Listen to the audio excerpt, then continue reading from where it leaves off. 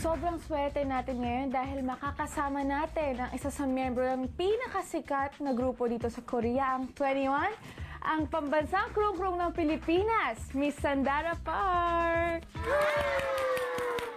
Mabuhay! Tinutukan ng mga K-pop fans ang singing career ng ating pambansang krung-krung. Pero updated kaya sila kung sino ang nakakapagpakilig sa Koreana? Sino ang Filipino celebrity crush mo? Ayan tayo eh. Naku, yun na. Si Dara, kinikilig na. Ay, sasabihin ko ba to? Okay lang. Ikaw, ayaw mo ba sabihin? Gulo mo na lang sa akin. Yung mga movies niya, pinapanood ko hanggang ngayon. Hanggang ngayon? Si Papa John Lloyd. Yun, no? O teka, ano naman kaya ang masasabi rito ni Papa John Lloyd? Unang-una sa lahat, hindi na ako nabigla.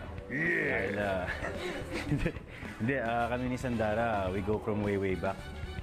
Matagal na kaming na-introduce sa isa't isa and matagal na naming alam ang feelings namin para sa isa't isa. At hanggang dun lang yun. Sandara, unang-una sa lahat, congratulations. Ang layo ng narating mo. Isa ako sa mga nag-cheer success mo. Sana we get to meet again. Alala ko dati, nistro mo yung tequila. Ano yung message mo sa mga Filipino fans mo na namimiss ka? Unang-una, maraming salamat sa suporta niyo sa amin. It means so much to us. And sobrang namimiss ko rin kayo, kaya dapat invite niyo kami. At kung punta kami dyan, puntahan niyo kami ha. Promise.